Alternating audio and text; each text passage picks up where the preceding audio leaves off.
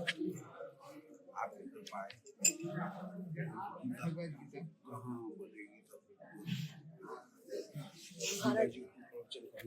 सबसे बड़ी तो राधा रमन लाल की कृपा है हमारे ऊपर, जो हमें ये सौभाग्य मिल रहा है महाराज जी, नहीं तो निकल ही नहीं पाता कोई घर से। नहीं, आपका सानिध्य भी मिल रहा है इस समय, नहीं तो आप श्रृंगार आरती पे आते, हम धूप आरती पे आते, होता ही नहीं मिल रहा।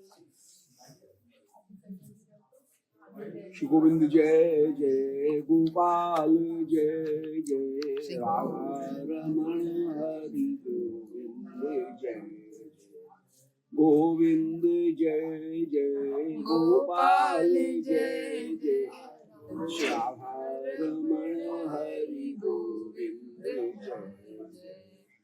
बोलो वृंदावन बिहारी लाल की जय।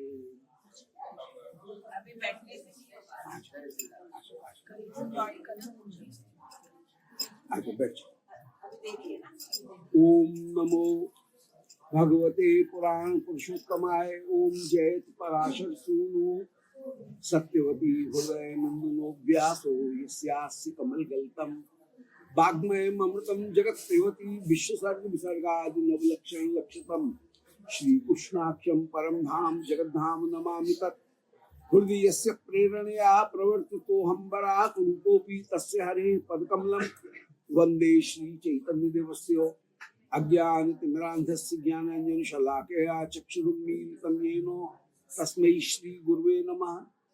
नारायणं नमस्कृत्य नरं चैव नरोत्तमं देवीं सरस्वतीं व्यासं ततो जयमुदीरये।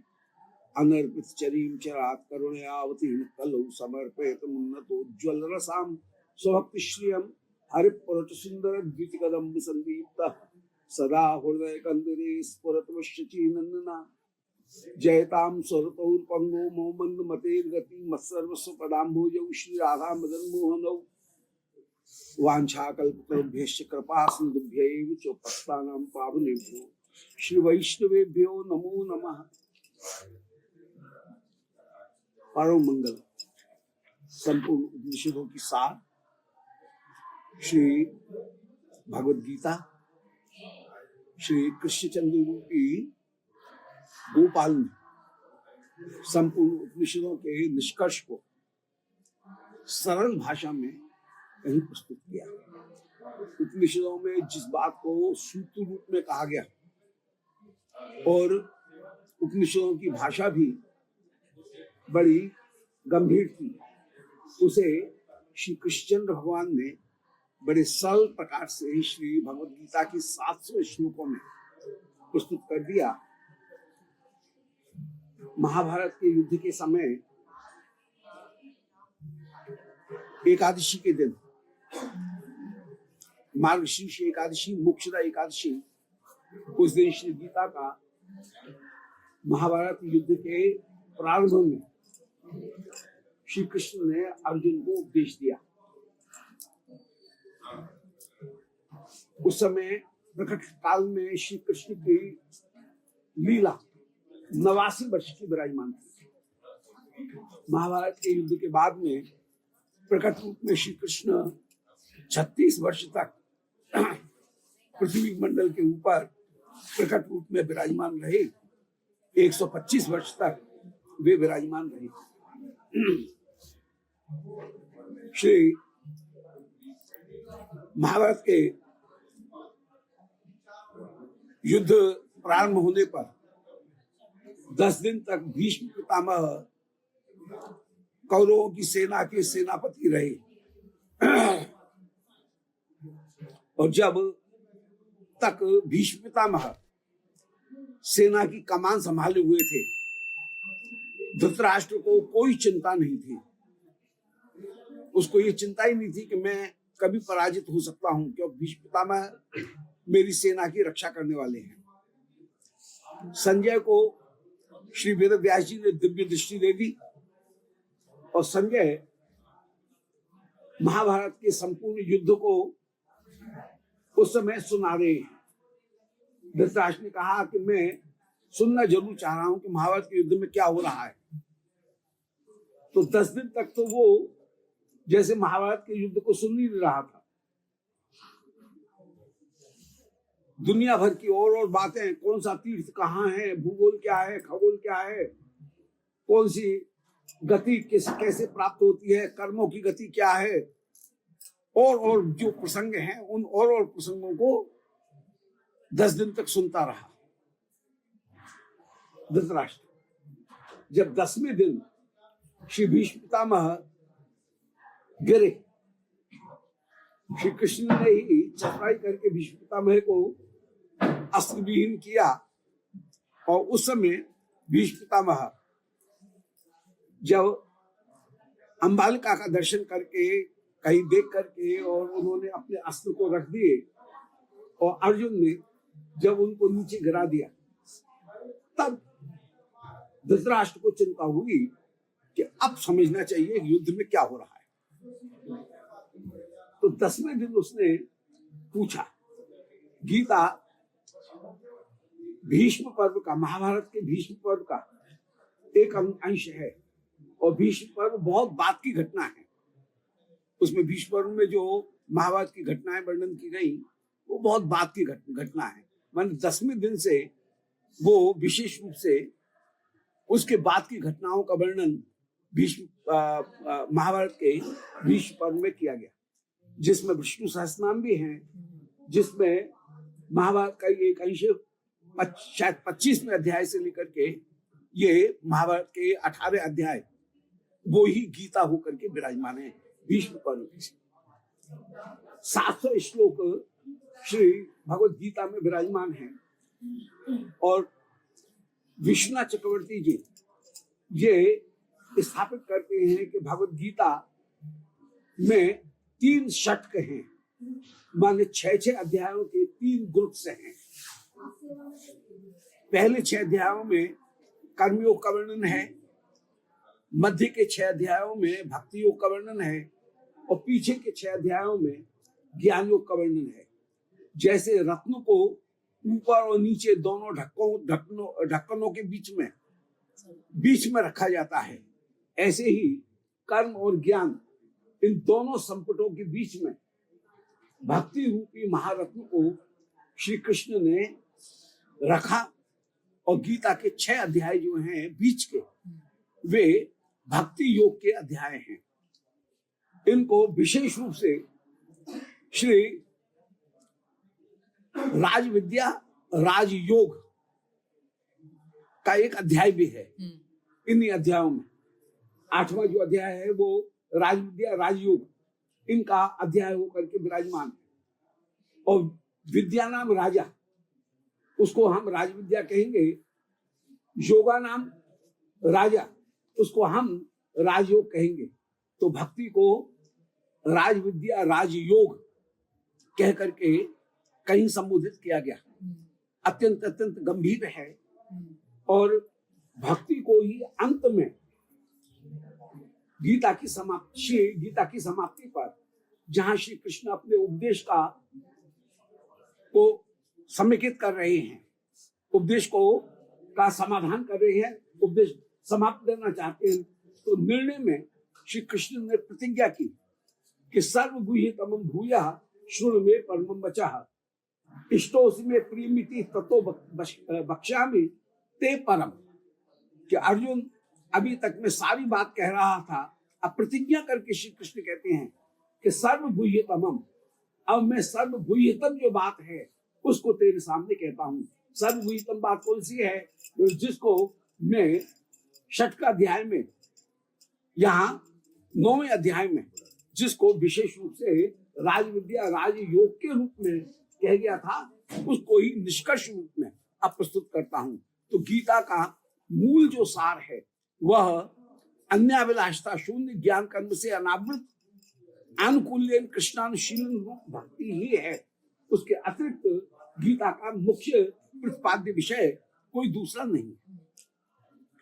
तो श्री कृष्ण प्रतिज्ञा करते हैं कि सबसे गुह्यतम जो बात है उसको अब मैं तुझसे कह रहा हूं, वो भी कहीं संबंध ज्ञान दिखाते हुए कि सर्वगुह्यतमं भूयः शृणु मे परमं वचः, सर्वश्रेष्ठ वचन में तुझसे कह रहा हूं।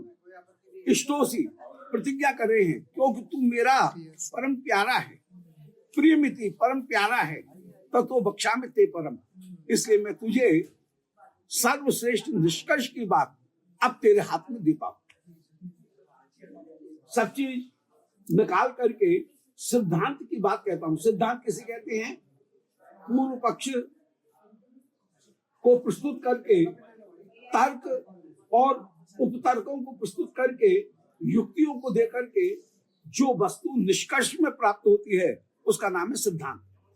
तो अतिव्याप्ति, अव्याप्ति, असंभव, विपरीतता, इन चारों से दूर करके जो सिद्धांत प्राप्त होता है उसका नाम सिद्धांत है। जो तथ्य प्राप्त होते हैं, जो विचारधारा प्राप्त होती है, उस विचारधारा का नाम सिद्धांत होता है। अतिव्याप्ति, अव्याप्ति, अतिव्याप्ति का तात्पर्य है जो लक्षण किसी दूसरे में भी चले जाए उसको अतिव्याप्ति कहेंगे। अब ये नहीं कहा जा सकता है कि मेढक एक छोटा हाथी है और हाथी एक बड़ा मेढक है, चार पैर वाले तो दोनों है, इसको अतिव्याप्ति कह देंगे। हाथी की परिभाषा क्या है? तो चार पैर जिसका हो तो ये कोई परिभाषा तो नहीं है, इसको परिभाषा तो नहीं कहेंगे। तो अतिव्याप्ति भी नहीं होनी चाहिए, अव्याप्ति भी नहीं होनी चाहिए। बोले जो दिखे नहीं उसका नाम हाथी है, अब ये अव्याप्ति हो जाएगी, असंभव। इसी तरह से विपरीत लक्षण हो जाए तो ये जो उड़ता है, अब ये कोई बात थोड़ी है हाथी की कोई ये परिभाषा दे। तो अतिव्याप्ति, अव्याप्ति, असंभव और विपरीत, इन चार दोषों से मुक्त होकर के, पूर्व पक्ष रख करके, तर्क और युक्तियां दे करके अंत में जो निष्कर्ष निकलता है उस निष्कर्ष का नाम सिद्धांत है। अतः श्री कृष्ण कह रहे हैं कि भक्ति ही अतो बक्षामि ते परम, भक्ति ही परम वस्तु है। उस परम का मैं तेरे सामने वर्णन कर रहा हूं, सर्वश्रेष्ठ सिद्धांत का अब मैं तेरे सामने वर्णन कर रहा हूं। और उन्होंने अंत में जो राजविद्या राजगुह्य है उसका ही निरूपण करते हुए अंत में ठाकुर ने कहा 18वें अध्याय में समाप्ति पर ठाकुर कहेंगे कि मन मना भव मद भक्तो मध्याजी माम नमस्करो मामे वेशत सत्यम ते प्रतिजाने प्रियोसुमे, कि तू मुझ में ही अपने मन को लगा, मेरा ही भक्त का। ये भक्ति का उन्होंने अंत में निष्कर्ष किया। अब 6 पहले के अध्यायों में हम पूर्व प्रसंग में कर्म योग का वर्णन कर चुके हैं कि कर्म योग बनता है तब जब 4 चीज हो साधक में। मैं करने वाला हूं ये अकर्तृत्व बुद्धि, ये बुद्धि नहीं हो, ठाकुर जो करवा रहे हैं वो मैं कर रहा हूं, ऐसा विचार, अकर्तृत्व बुद्धि। फिर निष्कामता, मैंने कर्म किया है तो कर्म का फल मुझे नहीं चाहिए, मैं इस तरह से कर्म नहीं कर रहा हूं। कर्म करूंगा तो जितना कर्म करूंगा उससे कुछ ज्यादा फल लूंगा, यदि फल नहीं दोगे तो कर्म नहीं करूंगा, नहीं तो मनमाना कर्म करूंगा। तो निष्कामता। फिर बुद्धि योग, बुद्धि योग का तात्पर्य है अपने जितने भी कर्म हैं उनका एक मोटिव बना करके मैं चलूं, लक्ष्य बना करके चलूं कि इसके द्वारा कृष्ण को सुख मिले। किसी भी कर्म को कहीं भगवान के साथ में जोड़ देना, इसी का नाम है बुद्धि योग। विनोबा भावे ने इसी बात को बहुत सरल ढंग से कह दिया कि एक महिला अपने घर में सोनी दे रही है, पोंछा कर रही है, अपना स्नान कर रही है, अपना मेकअप कर रही है, और यदि वो ये विचार कर ले कि आज मेरे घर में नारायण आए हुए हैं तो उसका अपना श्रृंगार करना वह भी भजन बन जाएगा। इसी का नाम बुद्धि योग। हमारी किसी भी चेष्टा को हम कहीं ठाकुर के साथ में कहीं जोड़ दें तो वो ही बुद्धि योग है। तो कायेन वाचा मनसेन्द्रिय वा बुद्ध्यात्मना भानुसुत स्वभाव, शरीर, इंद्रिय, मन अथवा स्वभाव के कारण, शरीर के एक धर्म के कारण भी स्नान करना, अपने शरीर की शुद्धि करना, यह भी भगवत भजन है। यदि ये विचार किया जाए कि यदि शुद्धि नहीं होगी तो फिर भजन करने में मन नहीं लगेगा, तो स्नान करना भी एक भजन हो गया। और भारतीय संस्कृति में तो स्नान एक बहुत बड़ी वस्तु हो गई, और वहां पर तीर्थ स्नान, विशेष रूप से अमुक अवसर पर स्नान जो है वो भी भजन का एक मानक बन गया, भजन का एक प्रतिनिधि बन करके वह विराजमान होता है। तो वामसुत स्वभाव, अनुसूत जो शरीर के धर्म हैं, उन अनुसूत शरीर के धर्मों को भी कहीं ठाकुर के साथ में हम जोड़ लें तो वो भी भगवत भजन बन जाएगा। जहां तक कि विवाह इत्यादि करना वो भी भगवत सेवा के लिए है, इसलिए वो भी केवल धर्म अर्थ काम के लिए नहीं है, वह भी मोक्ष में कहीं सहायक होकर के विराजमान हो जाएगा। ये भारतीय एक दृष्टि रही। तो अनुसूत स्वभाव, शरीर के जितने भी धर्म हैं उन सब धर्मों को कहीं भक्ति के साथ में जोड़ना। तो आकर्षित बुद्धि, निष्कामता, बुद्धि योग, और चौथी चीज है कर्म किया तो कर्म का कुछ न कुछ फल होगा, उस कर्म के फल को भगवान को समर्पित करना। तो ये समर्पित करने की बात, कर्म समर्पण, ये चार चीज आ जाए तो कर्म जो बंधन देने वाला है वही कर्म योग बन जाएगा। और कर्म योग बन करके वह हमारे चित्त को शुद्ध करेगा। चित्त जब शुद्ध होगा तो उस शुद्ध चित्त में मैं कौन हूं, मुझसे भिन्न ये जगत कौन है, और मुझ और जगत इन तीनों का नियंत्रण करने वाला कौन है, इन तीनों का बोध हो जाएगा। माने जीव तत्व, प्रकृति तत्व और ईश्वर तत्व, इन तीनों का उसको बोध हो जाएगा। अब तीनों का बोध होकर के दो प्रकार से, इन तीन का बोध होने के बाद में इस बोध का दो प्रकार से प्रयोग किया जा सकता है। एक प्रयोग किया जा सकता है कि ब्रह्म में हम सायुज्य प्राप्त करें। दूसरा है कि आत्म तत्व का, जगत तत्व का और ईश्वर तत्व का बोध प्राप्त करके अद्वैत की प्राप्ति, सायुज्य की प्राप्ति न करके सेवा सुख को प्राप्त करें। ज्ञान दोनों में आवश्यक है। भक्ति के लिए भी ज्ञान आवश्यक है, जीव तत्व का ज्ञान भी चाहिए, ईश्वर तत्व का ज्ञान भी चाहिए और जगत तत्व का भी ज्ञान चाहिए। परंतु जीव, जगत, ईश्वर, इनका ज्ञान जब तक भगवान के ऐश्वर्य को दिखाने वाला होगा तब तक वो कहलाएगा ज्ञान। जब ऐश्वर्य से हट करके भगवान के माधुर्य का इन तीनों के द्वारा ज्ञान प्राप्त किया जाएगा, उसी का नाम है भक्ति। ज्ञान तीनों में जरूर है, जीव तत्व का, ईश्वर तत्व का और जगत तत्व का, तीनों तत्वों का ज्ञान चाहिए। परंतु यदि इस ज्ञान के द्वारा भगवान के ऐश्वर्य का बोध हो रहा है तो उसे हम कहेंगे ज्ञान। जब ऐश्वर्य से हट करके हम भगवान के माधुर्य का आस्वादन करने लग जाएं तो उसी का नाम है, इन तीनों ज्ञानों के द्वारा माधुर्य का आस्वादन प्राप्त करने लग जाएं तो उसी का नाम है भक्ति। तो भक्ति में जैसे भगवान का माधुर्य अनुभव होता है वैसा कोई दूसरा नहीं होता है। तो अब यहां 7वें अध्याय से लेकर के 12वें अध्याय तक श्री ठाकुर जी भक्ति योग का श्रीमद् भगवद गीता में निरूपण कर रहे हैं।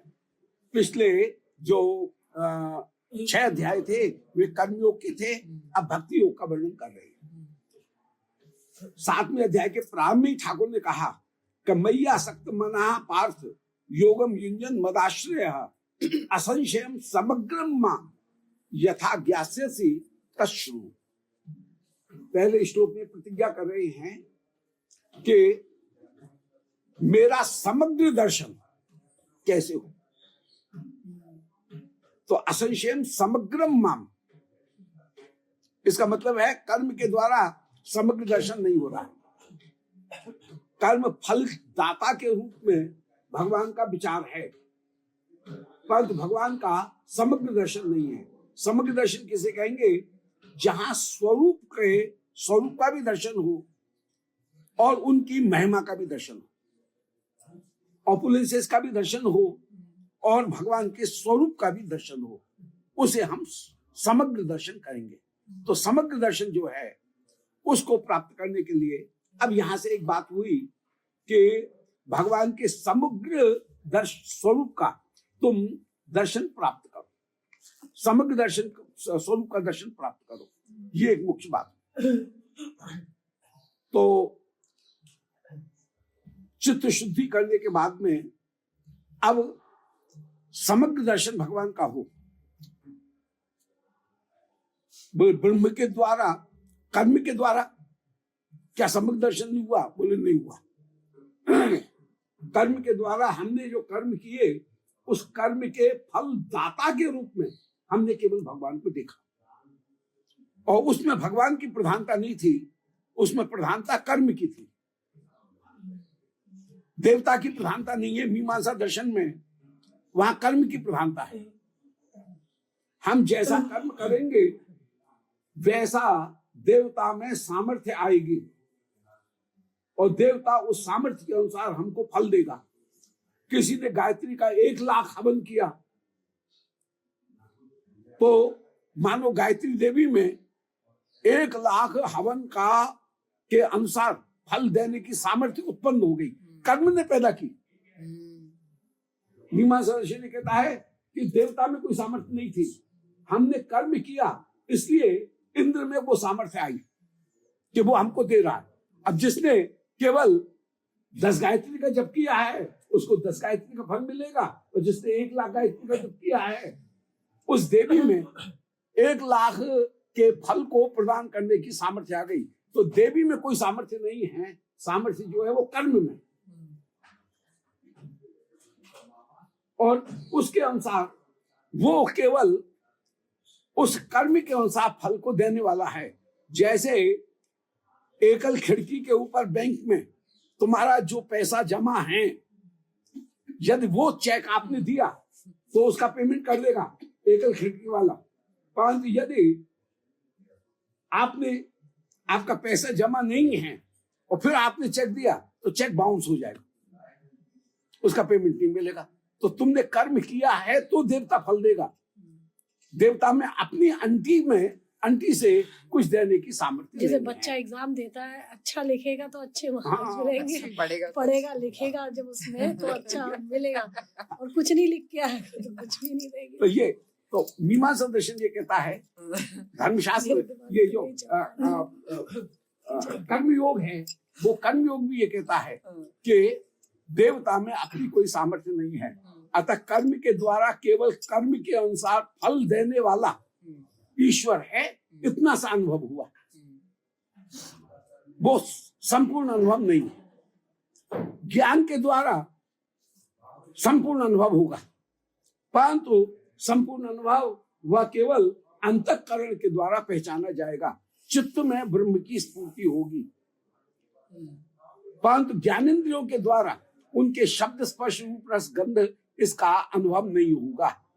इसलिए समग्र अनुभव ज्ञान का भी नहीं हुआ। ज्ञान में तत्व का तो अनुभव हो गया, परंतु तत्व अनुभव होकर के उस तत्व में शब्द स्पर्श रूप रस गंध इनकी जो मधुरमा है वो मधुरमा आस्वाद करने की सामर्थ्य नहीं है। तो चित्त अनुभव करेगा परंतु ज्ञानेंद्रियां उसके माधुर्य का अनुभव नहीं करेंगी। इसलिए ब्रह्म का अनुभव भी समग्र अनुभव नहीं है।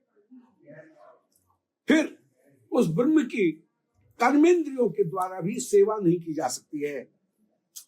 हमारी 3 इंद्रियां हैं, एक है अंतःकरण, मन बुद्धि चित्त अहंकार, इनके द्वारा तो ब्रह्म दिख जाएगा, परंतु ज्ञानेंद्रियों के द्वारा नहीं देखेगा।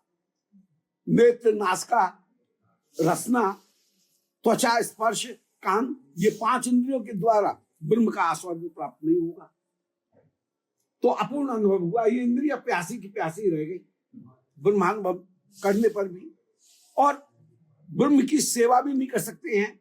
हाथ, पांव, वाणी इनके द्वारा ब्रह्म की सेवा भी नहीं कर सकते हैं, उसका लाल नहीं लगा सकते हैं, ब्रह्म का लाल नहीं लगा जा सकता है। तो न तो कर्मेंद्रियां संतृप्त हुई, कर्मेंद्रियों में भगवान माधुर्य का आस्वादन हुआ, न ज्ञानेंद्रियों में माधुर्य का आस्वादन हुआ, इसलिए ब्रह्मानुभव भी पूर्ण नहीं है। अतः ठाकुर ने यहाँ पर ये कहा कि संपूर्ण अनुभव जैसे हो वैसे अब मैं उसे तुझे बता रहा हूं। संपूर्ण अनुभव किससे होगा? संपूर्ण अनुभव भगवत भक्ति के द्वारा ही होगा। ये अब कहने का बात है। तो सबसे पहले प्रतिज्ञा की ठाकुर ने कि मैं संपूर्ण अनुभव का के लिए अब भक्ति योग का तेरे सामने वर्णन कर रहा हूं। कर्मयोग के द्वारा चित्त शुद्ध करना है, ज्ञान योग के द्वारा वस्तुओं के स्वरूप का तत्व ज्ञान होना है, परंतु सेवा अनुभव करने के लिए भक्ति की आवश्यकता है। साधक ज्ञान और कर्म इन दोनों को त्याग करके अंत में भक्ति को ग्रहण करे। दोनों का संन्यास है, परंतु भक्ति का संन्यास का मतलब है लक्ष्य को प्राप्त करने के लिए उनका त्याग। तो अब कर्म में जब मैं पड़ा रहूंगा तो मेरा बहुत सा समय व्यर्थ हो जाएगा कर्मकांड करने में ही। ज्ञान में पड़ा रहूंगा तो चित्त को एकाग्र कर लिया है, ज्ञान को प्राप्त करके ब्रह्म की अनुभूति प्राप्त करने में भी बहुत सा समय मेरा लग रहा है, ठीक है, परंतु माधुर्य का पूर्ण अनुभव नहीं हो रहा है। तो माधुर्य का पूर्ण अनुभव होने के कारण के लिए साधक ज्ञान को भी कहीं भक्ति के लिए त्याग कर देता है। ज्ञानम चिन्मयि संन्यासे, ज्ञान का भी संन्यास कर देगा। तो ज्ञान के द्वारा जब संसार नाश हो गया, कर्म बंधन की निवृत्ति हो गई, जीवेश्वर का ज्ञान हो गया, सर्वत्र ब्रह्म विद्यमान है, ये ज्ञान के द्वारा प्राप्त हो गया, परंतु माधुर्य का आस्वादन नहीं हुआ। सारी चीज हो गई, सब चीज मिलती जा रही है ज्ञान के द्वारा। संसार नाश भी हो रहा है, मैं जन्म मृत्यु की बंधन की प्राप्ति भी नहीं होगी ज्ञान के द्वारा, कर्म बंधन की भी निवृत्ति हो गई ज्ञान के द्वारा। जीव ईश्वर, जीव क्या है, ईश्वर क्या है, ये तत्व का ज्ञान भी हो गया, समदृष्टि भी आ गई, सर्वत्र ब्रह्म विद्यमान है, समदृष्टि भी आ गई। त्वम पदार्थ का ज्ञान भी हो गया कि जीव कौन है और तत्पदार्थ कौन है, ईश्वर का ज्ञान भी हो गया, परंतु भगवान के माधुर्य का आस्वादन नहीं हुआ। माधुर्य का आस्वादन प्राप्त करने के लिए श्री अष्टांग योग उसकी ठाकुर ने उपदेश किया, और अष्टांग योग का उपदेश करते हुए भी जब सविकल्प समाधि उसने की तो भगवान के माधुर्य का उसे अनुभव हुआ। निर्विकल्प समाधि में अनुभव नहीं होगा, सविकल्प समाधि में उसको अनुभव होगा। अतः सर्व मुख्य भक्ति योग। अब भक्ति का यदि आस्वादन प्राप्त हो जाएगा तो बेहात मिच्छे न रसग्रह जना, जो रसग्रह जन है उस माधुर्य का कभी भी त्याग करना नहीं चाहता है, वह उसका निरंतर निरंतर आस्वादन प्राप्त करना चाहता है। अतः भक्ति ज्ञान और कर्म इनसे निरपेक्ष होकर के भी विराजमान है। ज्ञान और कर्म को छोड़ दिया, ठाकुर का माधुर्य का जो आस्वादन प्राप्त हुआ, उस माधुर्य के आस्वादन के कारण अब ज्ञान की आवश्यकता नहीं है। माधुर्य का आस्वादन प्राप्त हो रहा है तो माधुर्य उसे कहीं बांध करके रखेगा। भगवान ब्रह्म है, परमात्मा है, इसकी भी जरूरत नहीं है। कृष्ण अत्यंत मधुर है, यह मधुरता उसे बांध करके रखेगी। महाराज जी, निर्विकल्प आपने भी जो बताया उसको थोड़ा सा बता दीजिए। निर्विकल्प का मतलब है कि किसी वस्तु को सामान्य रूप में देखना, कि जैसे पीली पीली कोई चीज है, इसमें क्या लिखा हुआ है वो नहीं दिखना, उसको हम कहेंगे निर्विकल्प। और जब उसके चित्र को भी देख रहे हैं, उसमें लिखा हुआ जो भाषा है उस लिपि का भी दर्शन कर रहे हैं, तो वो हो गया सविकल्प। जैसे कल के दृष्टांत में बताया था कि दीपावली के ऊपर खान के खिलौने खरीद रहे हैं, और यदि ये भावना है कि हम खान खरीद रहे हैं तो उसको हम कहेंगे निर्विकल्प। और जब ये भावना है कि खान का हाथी दे देना, तो खान भी का भी विचार है और हाथी का भी विचार है, दोनों चीजों का विचार है। मृत गज ये है सविकल्प समाधि, केवल मृत विचार ये है निर्विकल्प समाधि। केवल मिट्टी को ग्रहण करना ये है निर्विकल्प, और मिट्टी का हाथी उसमें नाम रूप भी है, इसको ग्रहण करना ये है सविकल्प। तो सविकल्प समाधि में फिर माधुर्य का आस्वादन प्राप्त होने लगेगा। तो शास्त्र भी ये कह रहे हैं कि तमेव विदित्वा अति मृत्यु में थी। उपनिषद में कहा गया कि भगवान को ही जान करके मृत्यु को पार करके जीव भक्ति योग से परम परम लाभ को प्राप्त करता है, मृत्यु को पार करता है। तमेव माने परमात्मा को, तम पदार्थ को नहीं, प्रकृति को नहीं, बल्कि परमात्मा को। तीन पदार्थ थे ना, मैं, ये जगत और मुझ और जगत के ऊपर शासन करने वाला एक ईश्वर। तो जो तम पदार्थ है, उस तम पदार्थ को जान करके ही अति मृत्यु में थी, मृत्यु को मैं पार कर सकूंगा, ये शास्त्र। तो विदित्वा का तात्पर्य है साक्षात अनुभव, किताबी अनुभव नहीं, माने साक्षात अनुभव। इसलिए ज्ञान मार्ग में अपरोक्ष अनुभूति की बड़ी महिमा है। बाद बाकी जितनी भी अनुभूति हैं वे तो किताबी हैं। हम जैसे बोल रहे हैं तो ये किताबी बोल रहे हैं, अनुभव नहीं है। किताबों में जो लिखा है वो बोल रहे हैं, परंतु एक ज्ञानी उसका अनुभव करके फिर बोलता है। तो अपरोक्ष अनुभूति जो है वो प्रधान होकर के विराजमान। तो विदित्वा का मतलब है केवल पुस्तकीय ज्ञान नहीं, बल्कि अनुभव करके, उसका अनुभव करके जब व्यक्ति विराजमान होगा तब मृत्यु को पार करेगा। अन्यथा ठीक है, पुस्तक का ज्ञान होगा, दूसरों की अपेक्षा अच्छा है, कुछ न कुछ उस ओर हम बढ़े, एक कदम आगे बढ़े, हम तो अभी लक्ष्य तक नहीं पहुंचे हैं। लक्ष्य अभी दिल्ली दूर है, अभी लक्ष्य दूर है। तो तमे विदित्वा, इसलिए वी शब्द को दिया। विदित्वा माने अच्छी तरह से जान करके, साक्षात अनुभव करके मृत्यु को पार करता है। तो यथा सत्कता, जैसे एक विश्वनाथ चक्रवर्ती तर्क दे रहे हैं, मिश्री का डेली हमारे हाथ में आ गई, परंतु हाथ में मिश्री की डेली आ गई, हम कह सकते हैं हमने मिश्री को प्राप्त कर लिया? ना, प्राप्त नहीं किया, अभी कसर रह गई। मिश्री की सार्थकता कहाँ है? उसके स्वाद में है, और स्वाद की सार्थकता कब है? जब जीव है।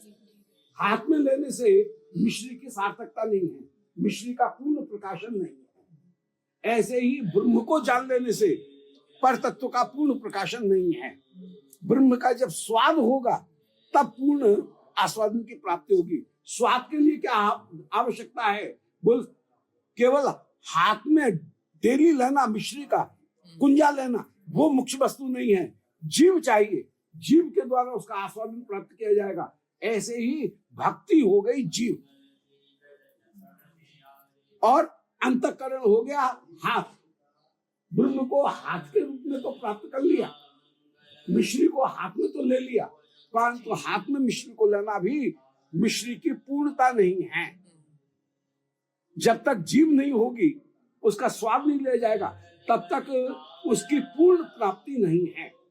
मिश्री को हाथ में लेना ये उसकी पूर्ण प्राप्ति नहीं है, मिश्री का स्वाद लेना ये उसकी पूर्ण प्राप्ति है। तो भक्ति जब तक नहीं है तब तक ब्रह्मानुभूति होने पर भी पूर्ण प्राप्ति नहीं है।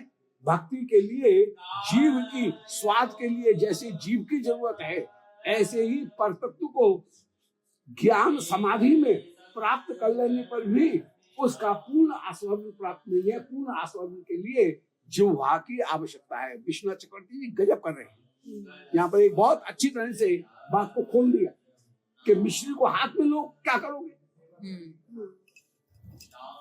वो उसकी सार्थकता नहीं है।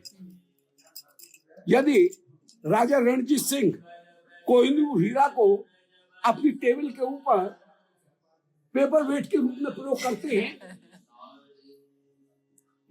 उस हीरे का, इतना बड़ा हीरा है, उसको पेपर वेट के रूप में प्रयोग कर रहे हैं राजा रणजीत सिंह, तो वो पेपर, उस हीरे का सार्थक प्रयोग नहीं है।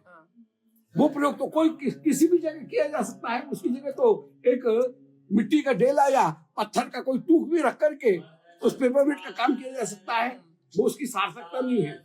हीरा की सार्थकता यही है कि वह कहीं क्राउन में जड़ा जाए, तब उसकी सार्थकता है। इसी प्रकार भगवान प्राप्त हुए और उनका माधुर्य आस्वादन नहीं हुआ तो वह पूर्णता नहीं है। पूर्णता प्राप्त करने के लिए भक्ति रूपी जिह्वा की जैसे मिश्री का स्वाद लेने के लिए जरूरी है, ऐसे ही परतत्व के पूर्ण आस्वादन के लिए भक्ति की आवश्यकता है। तो बहुत बढ़िया बात कह दी कि यथा शीत शर्करा स्वादे रसना एवं कारणम तथैव परम तत्वास्वादे भक्ति ही। जैसे मिश्री के स्वाद में मिश्री के स्वाद में जीव कारण है, ऐसे ही परतत्व के पूर्ण आस्वादन में भक्ति ही मूल कारण है। भगवान को अब भक्ति जो है वो मन का एक विषय है, तो क्या वो प्राकृत हो गया? बोले नहीं, भक्ति अपने आप में चिन्मय, चिन्मय भगवान को चिन्मय वस्तु के द्वारा ही देखा जा सकता है। ज्ञान त्रिगुणात्मक है, भक्ति गुणातीत है। अब यहां पर ये बात कर रहे हैं कि ज्ञान के द्वारा भगवान को देखना, ज्ञान सात्विक है, जबकि भक्ति भगवान की में 3 शक्ति हैं, संधिनी, संबित और आह्लादनी। भगवान में 3 शक्ति हैं। तो आह्लादनी शक्ति की एक वृत्ति वो भगवत भक्ति है, और उसमें कहीं संबित अंश भी जुड़ा हुआ है, माने अपने आप को मैनिफेस्ट करने का एक गुण भी, अपने आप को प्रकाशित करने का एक गुण भी विराजमान है। तो भक्ति आनंद है, परंतु आनंद में प्रकाशित का होने का गुण जो है वो भी संबित शक्ति से जुड़ा हुआ है। तो आह्लादनी और संबित, आनंद और ज्ञान, इनका एक कंपाउंड है। जब तक कंपाउंड नहीं होगा, केवल आनंद, वो तो हृदय में सोया हुआ पड़ा हुआ है, उसका आस्वाद नहीं होगा। आस्वादन प्राप्त करने के लिए ज्ञान भी चाहिए। तो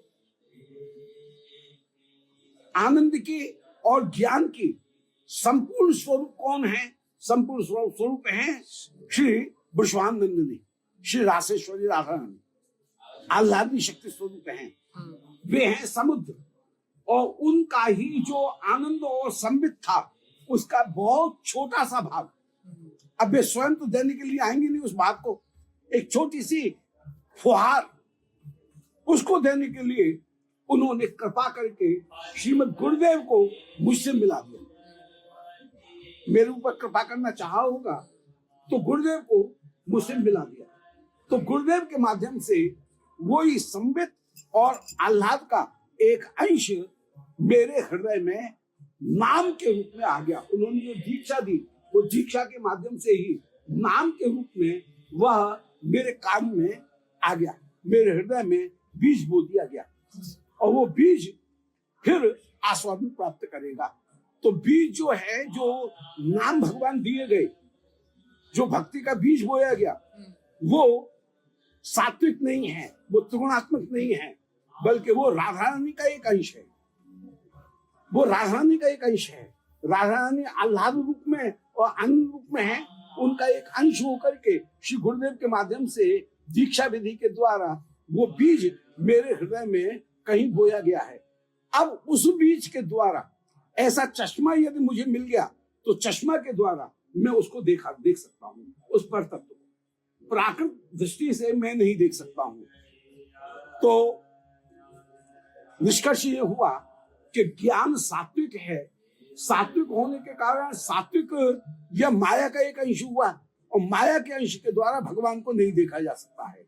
इसलिए ज्ञान के द्वारा भगवान का पूर्ण प्रकाश नहीं होता है, आधा पर्दा प्रकाश होता है।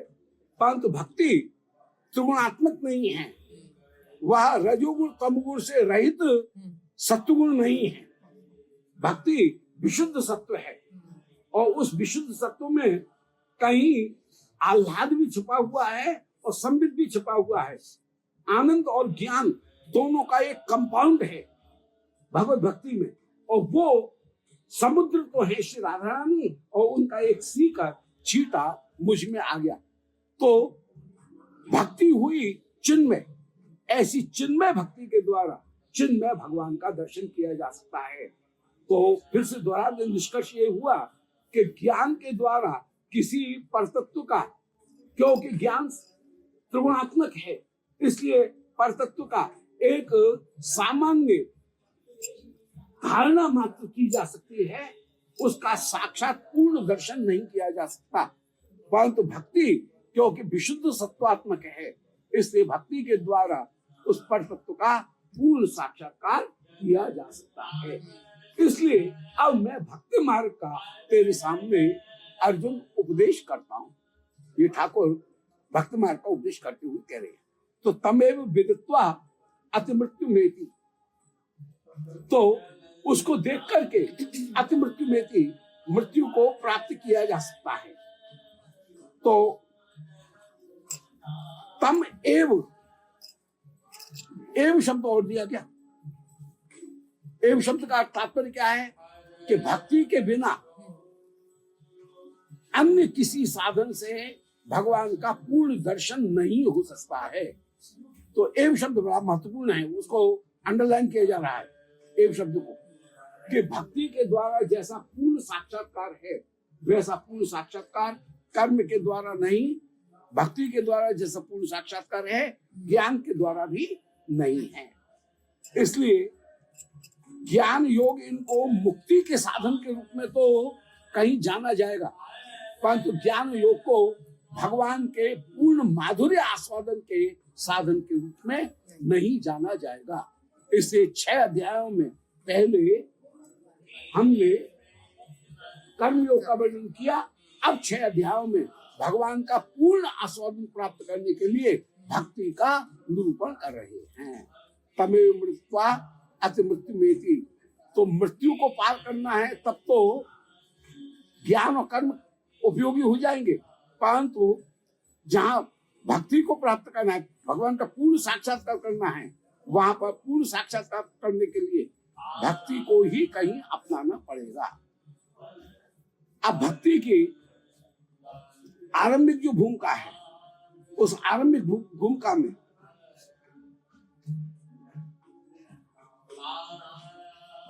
जब तक आसक्ति उत्पन्न नहीं होगी तब तक तो ज्ञान की आवश्यकता रहती है।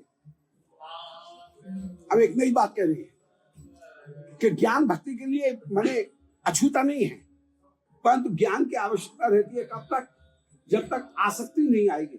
आसक्ति का मतलब है श्रद्धा, फिर साधु संग, फिर भजन क्रिया, फिर अनर्थ निवृत्ति, फिर निष्ठा, फिर रुचि, फिर आसक्ति। यहां तक तो ज्ञान की आवश्यकता है। जब आसक्ति हो गई तब ज्ञान की आवश्यकता नहीं। ज्ञान कहीं हाशिया में चला जाएगा और फिर वस्तु से कहीं प्रीति हो जाएगी। इसको ऐसे समझा जा सकता है कि वर वधू अभी सगाई नहीं हुई है, उसके पहले तो 10 चीज देखी जाएंगी कि लड़के के पास में घोड़ा गाड़ी है कि नहीं, घर है कि नहीं, अपने मकान में रहता है कि किराए के फ्लैट में रहता है, कुछ परिवार के कौन कौन से लोग हैं, सारी चीज देखी जाएगी, किस परिवार का है, सब चीज का विचार किया जाएगा। परंतु जहां संबंध हो गया फिर इसके बाद में पहले उसके पास में हवेली थी, अब है कि नहीं है इससे कोई मतलब नहीं है। पत्नी की जो प्रीति है वो बराबर बनी रहेगी। तो जैसे पहले सारी चीजों का विचार था, परंतु जब संबंध जुड़ गया और संबंध बन गया, इसके बाद में लड़की की आंख फूट गई तो ये थोड़ी है कि उसे प्रीति समाप्त हो जाएगी, या लड़का का हाथ टूट गया तो ये थोड़ी है कि वर से प्रीति समाप्त हो जाएगी, तब प्रीति बराबर बनी रहेगी। तो वहां ज्ञान की जैसे आवश्यकता नहीं होती है, ऐसे ही भक्ति में भी जब तक आसक्ति नहीं होती है, आसक्ति होने के बाद में फिर ज्ञान की आवश्यकता नहीं होती है।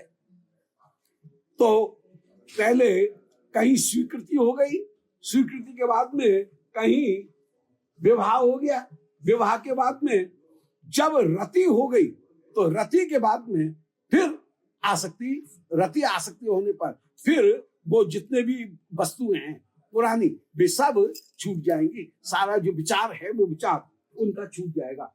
ऐसे ही भगवत भक्ति की भी स्थिति ये है कि ज्ञान तब तक आवश्यक रहता है जब तक श्रद्धा, साधु संग, भजन क्रिया।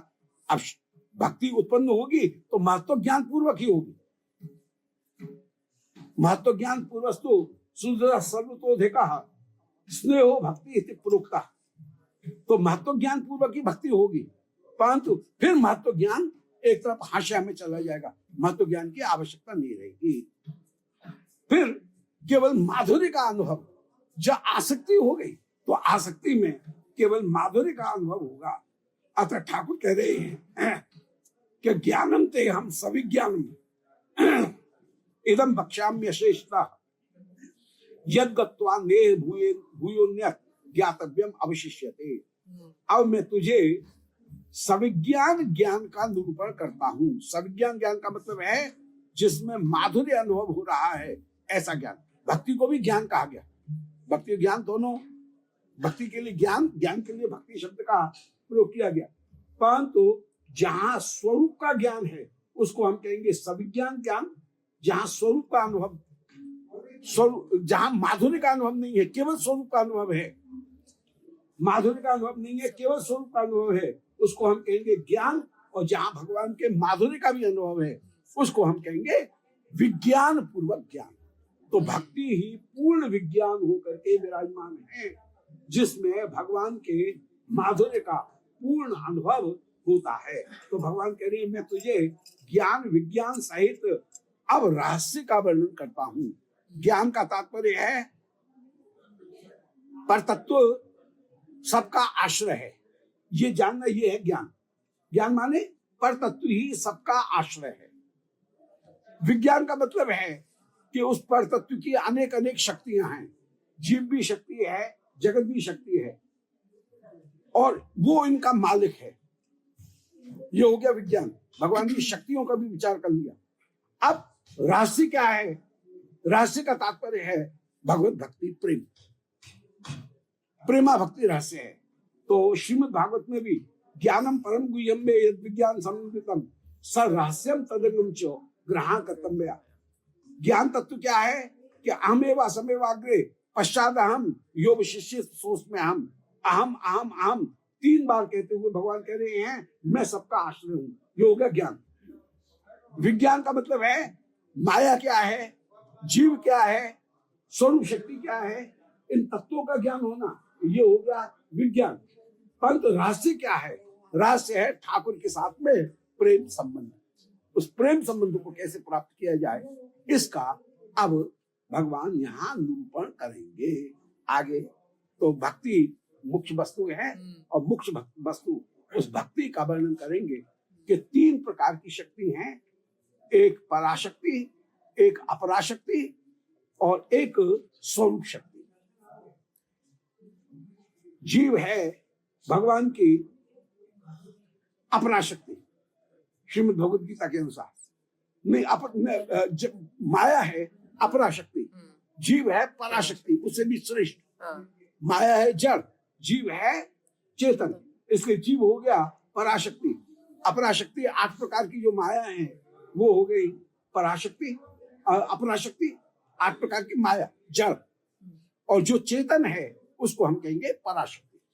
उस पराशक्ति और अपराशक्ति, इनसे परे होकर के परम आनंद प्रदान करने वाली जो शक्ति है वह श्री राधा रानी का जो स्वरूप है आनंदात्मक, जिसमें संबित शब्द भी मिला हुआ है, उस संबित का एक अंश श्री गुरुदेव के माध्यम से, दीक्षा विधि के माध्यम से हमको प्राप्त होगा।